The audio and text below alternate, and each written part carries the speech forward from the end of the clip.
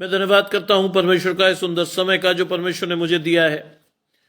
मैं विशेष धन्यवाद करता हूं प्रभु में मेरे भाई अनुपम डेविड, अपनी भाभी शबनम डेविड जी का, जिन्होंने ये मौका मुझे दिया कि मैं आपके समक्ष उपस्थित हो सकूं और हम सब परमेश्वर के वचन में चलकर कुछ सीखने वाले हों। आइए परमेश्वर के वचन में चलने से पूर्व अपनी आंखों को कुछ समय के लिए बंद करेंगे और परमेश्वर से पवित्र आत्मा के दान को मांगेंगे। हम प्रार्थना करेंगे। तमाम आशीषों के देने वाले परमेश्वर यीशु मसीह में हमारे बाप और खुदा, हम धन्यवाद करते हैं इस सुंदर अवसर के लिए जो कि आपने हमें दिया है। विश्वास रखते हैं प्रभु कि हमारी आशीषें आपकी ओर से हैं। आने वाले समय में प्रभु जितने आराधकों को आपने चुना है, बारी बारी से लाकर उन्हें अपनी आशीषों को दें और होने दे प्रभु कि न सिर्फ वो आशीषों को लें बल्कि उन आशीषों के अनुसार अपने जीवन में आगे बढ़ने वाले हों। सब कुछ मांग लेते हैं आपके प्रिय पुत्र यीशु मसीह के नाम से, सुने और ग्रहण करें, आमीन। आइए पढ़ने के लिए मेरे साथ निकाल लेंगे भजन संहिता 90 और उसके पहले 10 पद, साम 90 वर्सेस 1 to 10, जहां लिखा है, हे प्रभु तू पीढ़ी से पीढ़ी तक हमारे लिए धाम बना है। इससे पहले कि पहाड़ उत्पन्न हुए या तूने पृथ्वी और जगत की रचना की, वरन अनादि काल से अनंत काल तक तू ही परमेश्वर है। तू मनुष्य को लौटाकर मिट्टी में ले जाता है और कहता है, हे आदमियों लौट आओ, क्योंकि हजार वर्ष तेरी दृष्टि में ऐसे हैं जैसे कल का दिन जो बीत गया या रात का एक पहर। तू मनुष्यों को धारा में बहा देता है, वे स्वप्न में ठहरते हैं। वो भोर को बढ़ने वाली घास के समान होते हैं। वे भोर को भूलती और बढ़ती है और सांझ तक कटकर मुरझा जाती है, क्योंकि हम तेरे क्रोध से भस्म हुए हैं और तेरी जलजलाहट से घबरा गए हैं। तूने हमारे धन के कामों को अपने सम्मुख, हमारे छिपे हुए पापों को अपने मुख की ज्योति में रखा है, क्योंकि हमारे सब दिन तेरे क्रोध में बीत जाते हैं और हम अपने वर्ष शब्द के समान बिताते हैं। हमारी आयु के वर्ष 70 तो हैं और चाहे बल के कारण 80 भी हो जाएं, तो अभी उनका घमंड केवल कष्ट और शोक ही शोक है। वे जल्दी कट जाते हैं और हम जाते रहते हैं। ये परमेश्वर का वचन है। परमेश्वर का धन्यवाद हो। आज का वचन परमेश्वर की आशीषों को मुझे और आपको दिखा रहा है। माया जी मेरे साथ जुड़ रही हैं। आशीष परमेश्वर की आपके और आपके घराने को। लिखा है भजन संहिता 90 में पहली आयत, हे प्रभु तू पीढ़ी से पीढ़ी तक हमारे लिए धाम बना है। धाम का मतलब जानते हैं? धाम का मतलब होता है निवास स्थान। आज मुझे और आपको इस आशीष को लेकर आगे बढ़ना है। आज परमेश्वर को हमेशा के लिए अपने निवास स्थान के रूप में चुनना है, जिससे कि हमारी आशीषें परमेश्वर के साथ लगातार बनी रहें, हमारा प्यार परमेश्वर के साथ लगातार बना रहे, पवित्र आत्मा का निवास लगातार मेरे और आपके जीवन में बल्कि हमारी पीढ़ियों तक बना रहे। आज भजनकार इस आशीष को देता है। वास्तव में जब इसको पढ़ते हैं तो उसमें लिखा है परमेश्वर के जन मूसा की प्रार्थना। आज मोसेस की इस प्रेयर को आप और मैं सुन रहे हैं, सीख रहे हैं। पीढ़ी से पीढ़ी तक हमारे लिए धाम बना है। आज परमेश्वर चाहता है कि मैं और आप परमेश्वर की आशीषों के अनुसार परमेश्वर के साथ जुड़े रहें। परमेश्वर हमें कभी भी ऐसी स्थिति ना आए कि परमेश्वर हमें जाने को कहे। आज वास्तव में परमेश्वर चाहता है कि मैं और आप परमेश्वर की आशीषों के साथ लगातार जुड़कर परमेश्वर के साथ आगे बढ़ें। लिखा है, इससे पहले कि पहाड़ उत्पन्न हुए और तूने पृथ्वी और जगत की रचना की, वरन आदि काल से और अनंत काल तक तू ही परमेश्वर है। जगत की उत्पत्ति बाइबल में पढ़ें, उत्पत्ति 1:1 में तो क्या लिखा है? पृथ्वी बेडौल पड़ी थी। परमेश्वर के शब्द के द्वारा पृथ्वी की रचना हुई और परमेश्वर जैसा जैसा 6 दिन कहता गया वैसे वैसे रचना होती गई। और लिखा है कि इससे पहले पहाड़ उत्पन्न हुए, यानी पृथ्वी की रचना से पहले भी परमेश्वर था। तूने पृथ्वी और जगत की रचना की। परमेश्वर ने रचना की जगत और पृथ्वी की। और लिखा है, वरन अनादिकाल से अनंत काल तक तू ही परमेश्वर है। आदिकाल से अनंत काल तक केवल परमेश्वर ही है जिसने ये किया। आज अगर ये विश्वास आपके और मेरे जीवन में है तो हमारी आशीषों को कोई नहीं रोक सकता, क्योंकि सृष्टि के आरंभ से सृष्टि के अंत तक परमेश्वर रहेगा। जानते हैं बाइबल में उसके लिए वर्ड क्या आया है? मैं अल्फा और ओमेगा हूं, आदि और अंत। आज परमेश्वर मुझे आपको इस आशीष के द्वारा इस बात को सिखाता है कि जगत की उत्पत्ति से पहले भी परमेश्वर है, जगत की उत्पत्ति के बाद भी परमेश्वर का अस्तित्व रहेगा। No one can deny the existence of God for sure. हम प्रभु के अस्तित्व को कभी भी नकार नहीं सकते हैं। प्रभु का अस्तित्व मेरी और आपके जीवन में हमेशा रहेगा ही। लिखा है, तू मनुष्यों को लौटाकर मिट्टी में ले जाता है। बाइबल में लिखा तू मिट्टी से ही बना है और मिट्टी में ही जाना है। और कहता है, हे आदमियों लौट आओ। मिट्टी में ले जाने का मतलब है परमेश्वर, आम आदमियों को तो मृत्यु मिलती है, लेकिन परमेश्वर क्या करता है? परमेश्वर की आशीष उन लोगों को मिलती है जो परमेश्वर के पुनरुत्थान, परमेश्वर के बलिदान और उन आशीषों पर विश्वास करते हैं जिसके द्वारा मेरा और आपका उद्धार सुनिश्चित हुआ। और इसीलिए लिखा है, हे आदमियों लौट आओ। इसीलिए लिखा है, हे आदमियों लौट आओ। आज परमेश्वर आपको और मुझे बुलाता है। बाइबल में बड़ा स्पष्ट लिखा है। मुझे और आपको इस बात का ज्ञान होना चाहिए कि इस पृथ्वी पर हम क्या हैं? परदेसी। बहुत से लोगों को इस बात का ज्ञान नहीं होता है। बहुत से लोग कहते हैं सब यही परमानेंट ठिकाना है, यही सब कुछ कर डालो। थोड़े समय के लिए हम इस पृथ्वी पर हैं। हमारा अनंत ठिकाना परमेश्वर के पास है। इसीलिए लिखा है, हे आदमियों लौट आओ। आज परमेश्वर पुकारता है, लेकिन मैं और आप उसकी आवाज नहीं सुन सकते। मेरे और आपके लिए परमेश्वर का प्रकाशन अभी है ही नहीं। मेरी आंखें उसके दर्शन को नहीं देखती, मेरे कान उसकी आवाज को नहीं सुनते। यहां परमेश्वर का वचन स्पष्ट तौर पर कहता है, प्रभु कहता है लौट आओ। प्रभु पुकारता है, लेकिन मैं और आप सुन नहीं पाते। आज इस आशीष के साथ अपने जीवन में आगे बढ़िए। कहिए परमेश्वर से कि प्रभु मेरी आशीष मुझे दे और दिखा। अगली आयत, आगरा मसीह मंडली यानी अनुपम भैया जुड़ रहे हैं आशीष परमेश्वर की आपके और आपके घराने को। अगली आयत, एक व्यक्ति ने मुझसे कंटेस्ट किया था कुछ दिन पहले। वो मेरे पास आए और कहने लगे, बातचीत हो रही थी तो उन्होंने कहा साहब बाइबल पर क्या भरोसा किया जा सकता है? मैंने कहा क्यों, कोई परेशानी है आपको? बोले नहीं, एक पुरानी किताब है, देखिए स्तर बदल गए, स्टैंडर्ड बदल गए, क्या स्टिल हम बाइबल पर भरोसा रखें? मैंने इसी आयत का हवाला दिया था। क्या कहता है? भजन संहिता का 90:4 कहता है, क्योंकि 1000 वर्ष तेरी दृष्टि में ऐसे हैं जैसे कल का दिन जो बीत गया। मैंने उनको दिखाया कि परमेश्वर के लिए कोई चीज मुश्किल नहीं है। बाइबल आउटडेटेड बुक नहीं है। 1000 वर्ष परमेश्वर की दृष्टि में ऐसे हैं जैसे कल का दिन जो बीत गया। और मैंने उसमें जोड़ा कि 2000 वर्ष ऐसे हैं, जी अरुण लॉन्गसम भाई, 2000 वर्ष ऐसे हैं जैसे आज का दिन।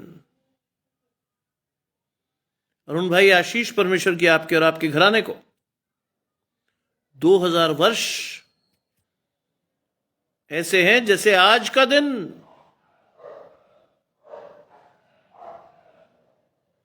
समझिए आज इस चीज को। कोई जवाब नहीं दे पाए। मैंने कहा भाई, बाइबल कभी आउटडेटेड नहीं थी, ना है, ना होगी। हर समस्या का समाधान बाइबल में है। हमारे पास वो दृष्टि होनी चाहिए जो परमेश्वर की ओर से हो। तब आप और मैं ये सीख पाएंगे कि ये आशीषें पुरानी नहीं है, आज भी उतनी ही नहीं है जितने आज के संदर्भ में मैं और आप देखना चाहते हैं, उतनी ही नहीं। सोचिए हम कहां हैं, हमें कहां होना चाहिए था आज। लिखा है तू मनुष्यों को धारा में बहा देता है और वो स्वप्न से ठहरते हैं। कई बार आपको और मुझे पता नहीं चलता कि व्यक्ति कल तक था, आज नहीं है। परसों हमारे आगरा में भी एक ऐसी ही घटना हुई। एक परिवार का बड़ा बेटा, बलविंदर भाई जुड़ते हैं, आशीष परमेश्वर की आपके और आपके घराने को। एक परिवार का बड़ा बेटा लौट रहा था स्कूटर से, भीग गया। नॉर्मल हम भीग जाते हैं, मैं भी भीग जाता हूं, मैं भी स्कूटर ही चलाता हूं। घर आए, कपड़े बदले, ठीक ठाक रहा, लेकिन रात को अचानक से पीठ में तेज दर्द उठा। सबने सोचा होगा कमर की नस खिंच गई, क्या हुआ क्या नहीं हुआ। मलते रहे, 3 बजे उन्हें एक उल्टी भी हुई, लेकिन दर्द नहीं बंद हुआ। उसके बाद उन्हें ले जाया गया। सुबह सुबह वो गए डॉक्टर के पास, लेकिन जिस इंस्टीट्यूट में वो गए वो बंद था। इमरजेंसी पहुंचे, वहां डॉक्टर से बात कर रहे थे, अचानक तेज झटका लगा, चेहरा अकड़ा, बॉडी अकड़ी, एंड ही डाइड। लिखा है तू मनुष्य को धारा में बहा देता है, पता ही नहीं चलता। बिल्कुल स्वस्थ आदमी विदिन 15-20 मिनट में खत्म। वो स्वप्न से ठहरते हैं। मैं जब उनके माता पिता से मिला तो अनबियरेबल लॉस था। वो बुजुर्ग मां बाप अपने बच्चे की बॉडी को लिए बैठे, जार कतार रो रहे थे। उन्होंने मुझे कहा डॉक्टर साहब अब हम जी नहीं पाएंगे। यही तो था सब कुछ करने वाला, यही तो था जो सुबह 5 बजे से हमारी सेवा करता था, उसके बाद स्कूल जाके पढ़ाता था, और उसके बाद रात को 11 बजे जब सोने जाता था तो हमें गर्म पानी की बोतलें देकर जाता था, क्योंकि हमारे पैर ठंडे रहते थे। मनुष्य को धारा में बहा देता है, वो स्वप्न से ठहरते हैं। उन्हें विश्वास नहीं था कि कल तक जो बच्चा उनके साथ था, बिना किसी परेशानी के था, आज वो नहीं है, नहीं है वो आज। इसीलिए चौकस रहिए। बाइबल कहती है आपका और मेरा अगला कदम कहां पड़ेगा हमें नहीं मालूम, नहीं मालूम हमें। विश्वास के साथ परमेश्वर के पास जाइए, प्रभु से कहिए प्रभु मुझे तैयारी दे कि मैं हर समय तैयार रहूं आपकी आशीषों के साथ। जानते हैं मैं आज जल्दी क्यों बोल रहा हूं? अचानक से मुझे एक शादी का कार्ड मिला, और वो भी उस बच्चे की शादी का कार्ड है जिसके भाई को और उसकी मां को, पिताजी तो चले गए थे पहले ही, जिसके भाई को और उसकी मां को कोविड ने छीन लिया। वो अकेला लड़का है, उसने अपने दम बूते पर शादी की है। आज उसका रिसेप्शन है। उसने बड़े विश्वास से आकर मुझे कहा सर आप तो आएंगे ही ना, और कोई आए ना आए लेकिन आप तो आएंगे ना, बाहर कड़ाके की ठंड है। मैंने सहर्ष स्वीकारा, मैं आऊंगा, क्योंकि उसकी उम्मीद नहीं तोड़ना चाहता हूं मैं नहीं चाहता कि उस बच्चे ने जिस उम्मीद से आज मुझे काट दिया है वो उम्मीद टूटे। 7:30 बजे का समय है, इसलिए मेरे लिए इंपॉर्टेंट था कि मैं परमेश्वर का प्रचार करके ही जाऊं। एक ऐसे बच्चे का जिसका आगे पीछे कोई नहीं है, उसके पास जाना अवश्य था, क्योंकि उसने मुझे उस दर्जे से बुलाया है जैसे कोई बेटा अपने बाप को बुलाता है। इससे उसे ना नहीं कहा गया मुझसे, इसलिए मैंने इसको प्रिपोन किया कि मैं इस आशीष को देकर जाऊं। तू मनुष्य को धारा में बहा देता है, वो स्वप्न कैसे ठहरते हैं, वो भोर को बढ़ने वाली घास के समान होते हैं, जो भोर को फलती फूलती है और सांझ तक कटकर मुरझा जाती है। यह है हमारा जीवन, यह है आज हमारा जीवन जिस पर हम बहुत फूलते हैं। यह है जीवन आज हमारा, वो भोर को बढ़ने वाली घास। जब हम पैदा होते हैं तो ऐसा लगता है कि बस दिस इज लाइफ, लेकिन क्या होता है, भोर को फलती फूलती है, दोपहर को भी उस पर बड़ा नयापन रहता है, सांझ तक मुरझा जाती है ना। अंग्रेज भाई जुड़ते हैं, आशीष परमेश्वर की आपके और आपके करना, सांझ तक वो मुरझा जाती है। हमारा जीवन भी ऐसा ही है। हमें लगता है कि बहुत ताकत है, बहुत शक्ति है, दुनिया हिला देंगे, दुनिया कर देंगे, लेकिन जैसे जैसे जीवन की वास्तविकताओं में जाकर हम चीजों को देखते हैं, समझ में आता हम कुछ नहीं हिला सकते, हमारी औकात ही नहीं है। अगर परमेश्वर साथ ना हो तो वास्तव में हमारी कोई औकात नहीं है, ध्यान रखिएगा इस बात को। आज बड़े लोग बड़े विश्वास से कहते हैं साहब हम तो ये कर सकते हैं। मेरे पिता ने मुझे सिखाया था, हमेशा कहो कि परमेश्वर अगर तू चाहे तो हम ये करेंगे।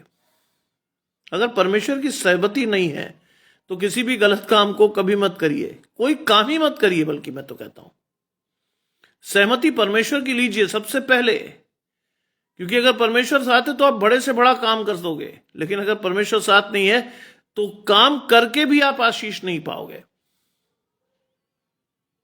इसीलिए लिखा है कि वो भोर को बढ़ने वाली घास के समान होते हैं, वो भोर को फूलती और बढ़ती है और सांझ तक कटकर मुरझा जाती है। कोविड में पता चला आपको, आपके बगल वाला मर गया। कोविड में पता चला आपको कि साहब पड़ोसी जो बहुत स्वस्थ था वो मर गया। कोविड में पता चला आपको कि साहब जो बिल्कुल ही जवान बच्चे थे वो भी चले गए, लेकिन आप और मैं क्यों बचे रहे? डिस्पाइट द फैक्ट कि हमारे जीवन में बहुत सी व्याधियां, बहुत सी बीमारियां, बहुत सी तकलीफें हैं, तब भी परमेश्वर ने बचाया। क्यों? क्योंकि हमने परमेश्वर को अपनी ओर कर लिया था। परमेश्वर हमारा शरण स्थान और ढाल था, संकट में अति सहज से मिलने वाली सहायता था, अपने पैरों के नीचे शरण देने वाली आशीष थी, इसलिए बच गए। जो सीधे एक्सपोज थे, जिनके साथ परमेश्वर नहीं था, वो स्वस्थ होते हुए भी चले गए, मुरझा गए, खत्म हो गया सब कुछ। आज ऐसे एक परिवार की शादी में मैं जा रहा हूं, अकेला बच्चा है वो, रिश्तेदारों ने मिलकर शादी करा दी है, लेकिन जिस उम्मीद से मेरे पास आकर कहा गया, मैं उसे ना नहीं कर पाया। उसकी आंखों में मैं साफ देख सकता था उसे मेरी आवश्यकता थी, इसलिए मैं जा रहा हूं।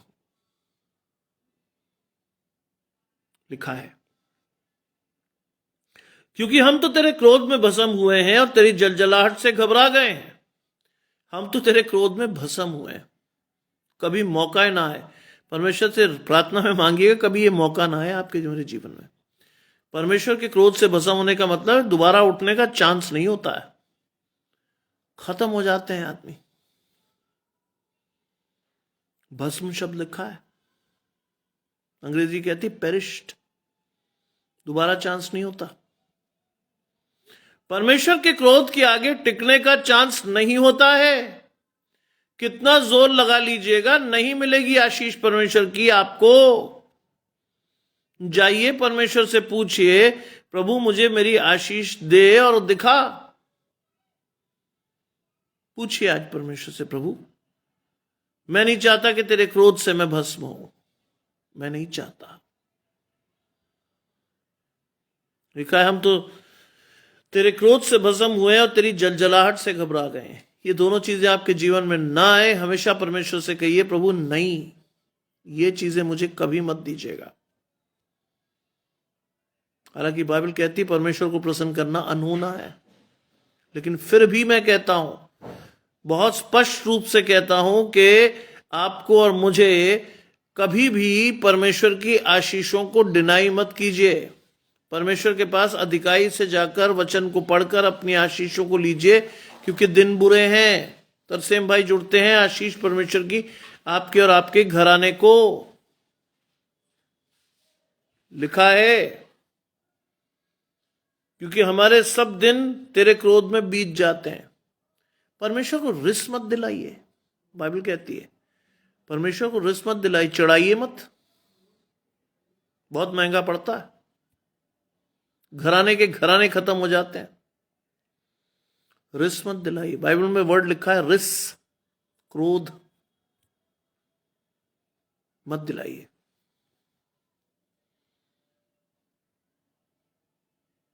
बाइबल में लिखा है प्राण देने तक आज्ञाकारी रहे तो मैं तुझे जीवन का मुकुट दूंगा। आज्ञाकारिता बाइबल की बहुत बड़ी आशीष है। बाइबल कहती है कि आज्ञा मानना बलिदान चढ़ाने से बेहतर है। आज इस आशीष के साथ आपको और मुझे अपने जीवन में जाना है, देखना है परमेश्वर की उन आशीषों को जिसके लिए मैं और आप ठहराए गए हैं। लिखा है तेरी जलजलाहट से हम घबरा गए हैं, तूने हमारे अधर्म को कामों को अपने सम्मुख और हमारे छिपे हुए पापों को अपने मुख की ज्योति में रखा है। परमेश्वर से आप छिपा नहीं सकते कुछ भी, आप चाहोगे तो भी नहीं। परमेश्वर हर उस चीज को जानता है जिसे आप और मैं छिपाना चाहते हैं। परमेश्वर हर उस चीज को देखता है जिसे आप और मैं छुपाना चाहते हैं। क्यों? क्योंकि हम संसार को मूर्ख बना सकते हैं, परमेश्वर को नहीं। वो आपके मन को जांचता है, वो आपके अधर्म का लेखा लेता है, और वो जानता है कि आपके मन में क्या है। वो आपकी अनर्थ कल्पनाओं से वाकिफ है। इसलिए कोई भी चीज उस आशीष को नहीं ला सकती जैसा आप सोचते हो। आप सोचते हो आपने परमेश्वर से छिपा लिया, नहीं, परमेश्वर से कुछ भी छिपाया नहीं जा सकता। लिखा है क्योंकि हमारे सब दिन तेरे क्रोध में बीत जाते हैं। आपको लगता है आप छिपा लोगे? नहीं, परमेश्वर का क्रोध आप पर आएगा। अगर आप, जो बाइबल में लिखा, जो अपने पापों को मान लेता परमेश्वर उसे क्षमा कर लेता है। लेकिन जब आप नहीं मानते तो क्या होता है? क्रोध भड़कता है परमेश्वर का। लिखा है क्योंकि हमारे सब दिन तेरे क्रोध में बीत जाते हैं और अपने वर्ष शब्द के समान बिताते हैं। शब्द के समान, पता नहीं चलता कब आए थे, क्या हुआ, कहां निकले, कहां खत्म हो गए। जैसे मेरे और आपके मुंह से शब्द निकलते ना, वैसी आशीषें भी जाती हैं। आज विश्वास के साथ अपनी आशीषों को लेकर परमेश्वर के साथ बढ़िए, विश्वास के साथ। आज कहिए परमेश्वर से कि प्रभु मेरी आशीष मेरे जीवन से मुझे दिखा, उन आशीषों पर मुझे चला और उन आशीषों को मैं दूसरों को दे सकूं विश्वसनीयता से। लिखा है और हम अपने वर्ष शब्द के समान बिताते हैं। क्या लिखा है? हमारी आयु के वर्ष 70 तो होते हैं, चाहे बल के कारण 80 भी हो जाए। साफ लिखा है। हमारे आयु के वर्ष क्या होते हैं? 70। इसका मतलब 70 वर्ष is a pretty good life span in the eyes of Bible. 70 वर्ष एक अच्छा समय है जो परमेश्वर के वचन के अनुसार है।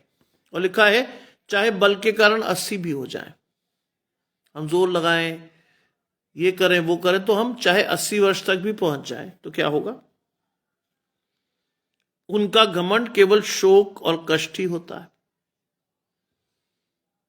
कई बार बहुत लंबी आयु भी आशीष नहीं होती, श्राप हो जाती है। बहुत लंबी आयु। परमेश्वर से निरंतर प्रार्थना कीजिए कि आपको और मुझे जब परमेश्वर बुलाए तो हमें कोई कष्ट ना हो। झटके से परमेश्वर के पास पहुंच जाएं। बहुत से लोग देखे मैंने जो पड़े पड़े एरिया रगड़ते रहते हैं, परमेश्वर से प्रार्थना करके मृत्यु मांगते रहते हैं, लेकिन नहीं आती। आज आपको और मुझे बड़े विश्वास से परमेश्वर से कहना है, प्रभु ना, मेरे जीवन में ऐसी कोई व्याधि मत देना जिससे कि मैं कष्ट और शोक अपने जीवन में भोगूं। बहुत बड़ी बात है ये। कष्ट और शोक भोगना, वो भी बुढ़ापे में, बहुत दुर्भाग्यशाली स्थिति है। ईश्वर न करे ये किसी पर आए। और लिखा है वो जल्दी कटती रहती है और हम जाते रहते हैं। कई बार जीवन जल्दी नहीं कटता, बहुत मुश्किलों में कटता है, तब लोग संसार को छोड़ते हैं। आज इस आशीष को अपने जीवन में लीजिए कि आप जितने भी वर्ष जीवित रहें, परमेश्वर के लिए जीवित रहें। फिर हम भजन संहिता पहले पद पर जाएंगे, जिसमें लिखा है, परमेश्वर तू पीढ़ी से पीढ़ी तक हमारे लिए धाम बना है। पीढ़ी से पीढ़ी तक हम फिर जाएंगे पहली आशीष पर। आज पहली आशीष को अपने जीवन में उतारिए कि वो आपका निवास स्थान बने, परमेश्वर की आशीष, और आने वाली पीढ़ियों का निवास स्थान बने, परमेश्वर की आशीष। इंपॉर्टेंट चीज क्या है? लोगों को परमेश्वर के लिए तैयार करना, लोगों को परमेश्वर के साथ जोड़ना, लोगों को परमेश्वर की आशीषों के साथ जोड़कर आशीषें के तौर पर देखना। आज आशीष के तौर पर जाइए परमेश्वर के पास। प्रभु, मेरे जीवन के वर्ष कितने भी हों, मैं कभी तेरा साथ ना छोड़ूं, मैं कभी भी अपने जीवन से तुझे बाहर ना पाऊं, कभी भी। चाहिए आज परमेश्वर से ये कहिए। आने वाले जीवन में, आने वाले समय में आपको विश्वास से अपनी आशीषों के साथ जाना है, परमेश्वर के साथ खड़े होना है। ना सिर्फ आशीषें लेनी है, बल्कि उन आशीषों को लोगों को देना है। प्रभु अधिकाई से आप सभी को आशीषें दें। आइए प्रार्थना करें। तमाम आशीषों के देने वाले परमेश्वर यीशु मसीह में हमारे बाप और खुदा, हम धन्यवाद करते हैं इस सुंदर अवसर के लिए जो कि आपने हमें दिया है।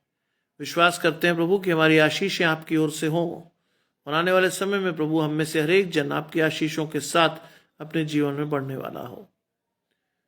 सब कुछ मांग लेते हैं आपके प्रिय पुत्र यीशु मसीह के नाम से, सुने और ग्रहण करें। आमीन। आप सभी को आज की रात्रि में परमेश्वर संभाले रखे। हर प्रकार के खौफ, खतरे, परेशानी, दुख, तकलीफ से बचाए रखे। हम सभी आज की रात आपका नाम लेकर सोए परमेश्वर, और हम सभी विश्वास के साथ कल सुबह की रोशनी को देखकर साल के अंतिम दिन में प्रवेश करें।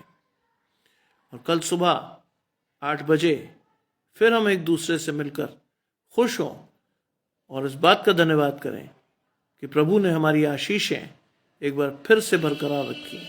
प्रभु आप सभी को अधिकाई से आशीष दे, आप सभी को परमेश्वर संभाले रखे, और आप सभी को जय मसीह की।